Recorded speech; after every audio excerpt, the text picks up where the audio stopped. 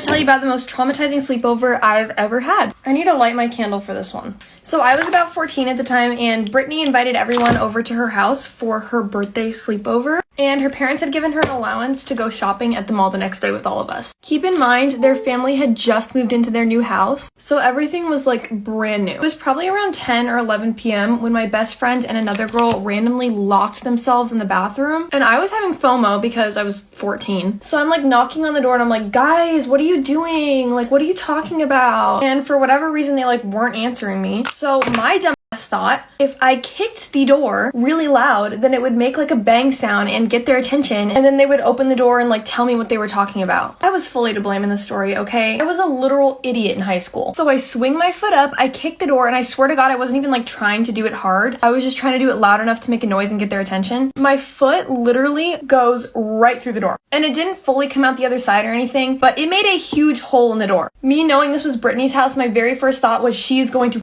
me. My best friend and the other girl opened the door and their jaws just drop, and I was like, oh my gosh, Brittany. So Brittany comes out of her room, she sees the hole in the door, and she absolutely loses it on me. I was like, I'm so sorry, I feel terrible, I'll fix it. She's screaming at me. Then her parents come upstairs to see what happened, and they were mad. Her dad saw what happened, and then he just marched right back down the stairs. Her mom was like lecturing us. I was apologizing profusely. Her mom like goes downstairs, talks to the dad for a minute, and then comes back upstairs after we heard the front door slam. She says, Daddy went to the gas station for a minute because he needs to take some time to cool down. I was like, I literally thought he was going to come back and like us. So her parents are furious at me. Brittany is screaming at me. She was like, F you, Jessie. These were brand new doors in our brand new house. Now my parents aren't gonna give me money for a shopping spree tomorrow. My best friend is literally sobbing. One girl is sitting in the corner hyperventilating and having a panic attack. Brittany was screaming at me. I remember being like, I have $13 cash. I know it's not a lot, but I'll give it all to you. I'm so sorry. And then I was like, I have this Calm app. Maybe we should all do a meditation to calm down. Picture 7 14-year-old girls listening to a meditation and sobbing themselves to sleep. Yeah, her parents hated me after that, and I'm pretty sure she holds a grudge against me for that to this day. Okay guys, get ready with me while I talk about how my best friend wants my boyfriend.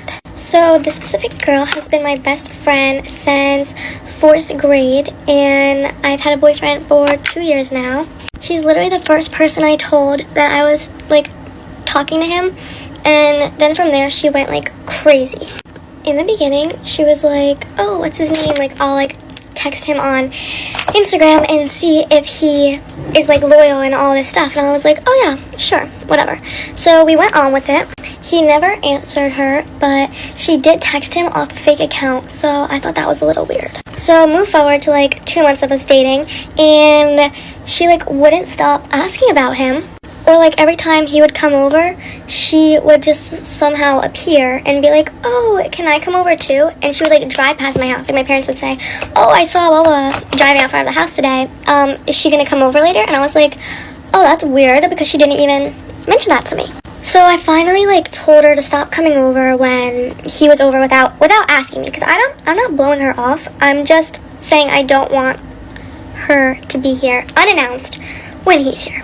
So then closer to like 8 months to a year, she started coming over again and more frequently. And then after that, it was his birthday.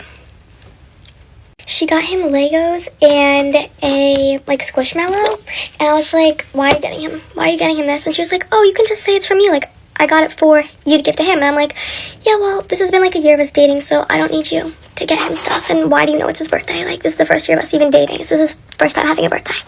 So she basically chimed in when I like was telling him about it, and she was like, oh yeah, I got that like for you. Like, I got that for you, because she was too busy. Like, she was at work. And I was like, are you kidding? So, okay, we get over that. We keep hanging out like without him. And I'm not putting her to the side. I'm just like fed up with what she's doing. So then we move on. We're perfectly fine. She's not doing any more weird stuff. And we're at the summer, and she invites herself over to his house where I am, because she FaceTimed me. She's like, oh, what are you doing? And I was like, somewhere. She's like, oh, I know where you're at. And I was like, why? And obviously, because we have each other's location.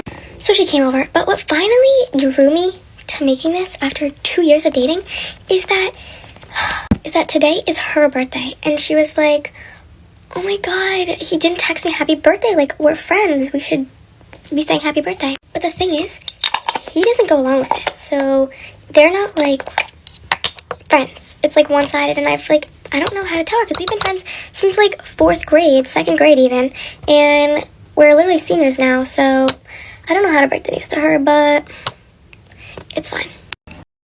My daughter's friend stole a $5,000 watch from my husband, and we don't know how to tell her parents. Our daughter has been friends with this girl for about 8 or 9 months, and in the last few months, she started inviting her over to our house more often because they are classmates and sometimes they have projects to do together. Well, last week she came to our house and my husband Al was helping them with the project, since they are studying the same thing he studied, and at one point my youngest daughter came home with her friends, so my eldest daughter and her friend went to my husband's office. And according to him, he had taken off his watch and left it on the desk, and our daughter saw him, so he was right. But when her friend left, the watch was gone, and after searching for it throughout the house, I decided to check the security cameras, and she took it when she was left alone in the office for less than 5 seconds.